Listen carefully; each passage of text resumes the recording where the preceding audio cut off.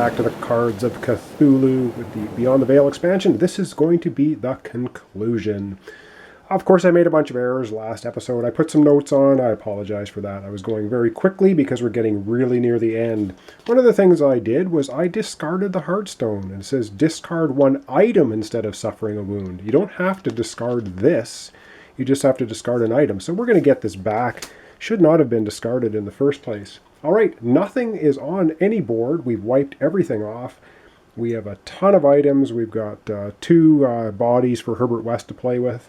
And we do have the Whisperings of Innsmouth card, which we failed last episode, which is draw 2 extra cult cards next turn. So we're going to be drawing 6 cards this turn, but we discard any followers, items, or investigations. So we don't get to do any of them. We don't get any experience for them.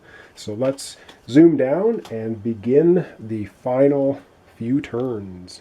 And I should also mention we have 9 experience right now. All right, we're going to be drawing 6 cards. 1, 2, 3, 4, 5, 6. That only leaves us 4 cards in the deck. So wow, we are really getting near the end. So, and a gate. So first of all, we have a gate here that goes out on Nyarlathotep, which makes us draw another card. So we need to discard items, followers, and investigation. So the investigation discarded. Our nice trusty dog, darn it. Our loyal companion discarded. The journalist discarded. All right, and central portal also discarded. See you later. We don't get any of them, but all that leaves us is a 3 dice sleeping horror out on the Arwasa board.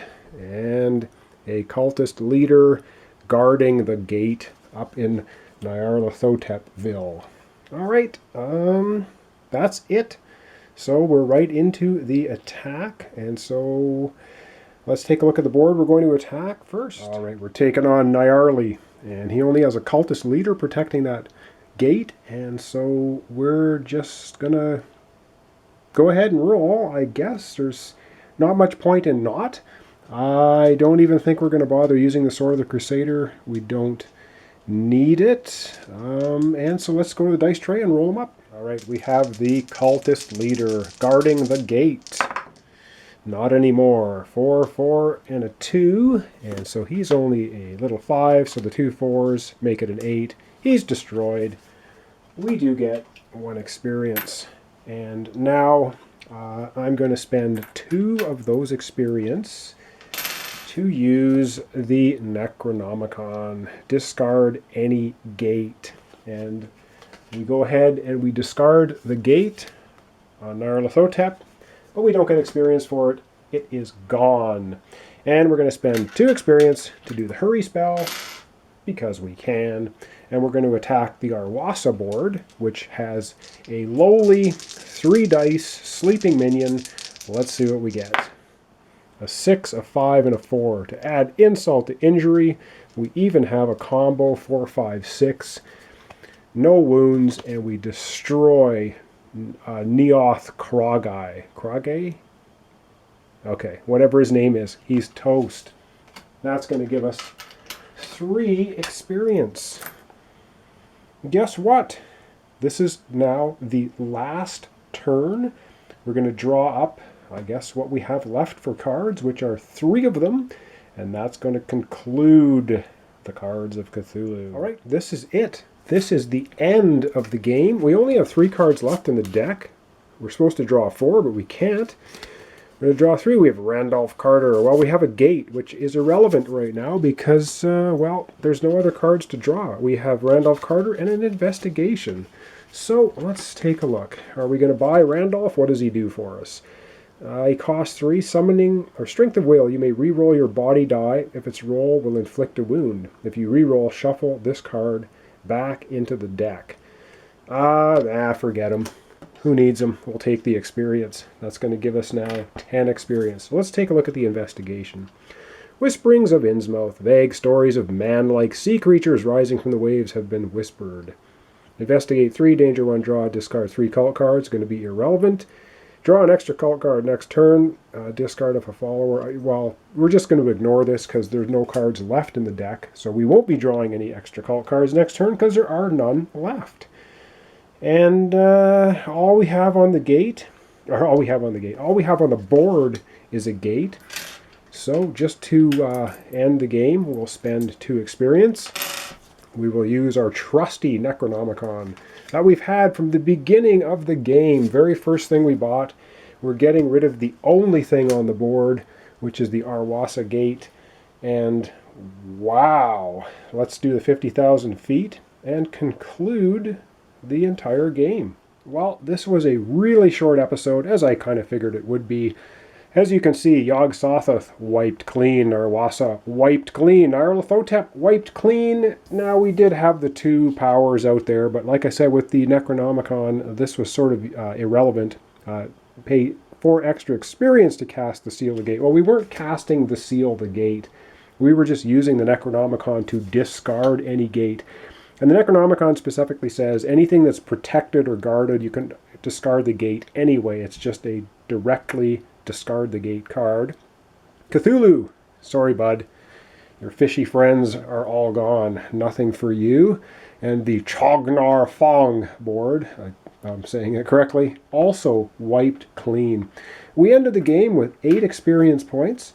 The detective was awesome. Let's see if we can get some of the items down here. So yes, we had the Necronomicon. That was really awesome.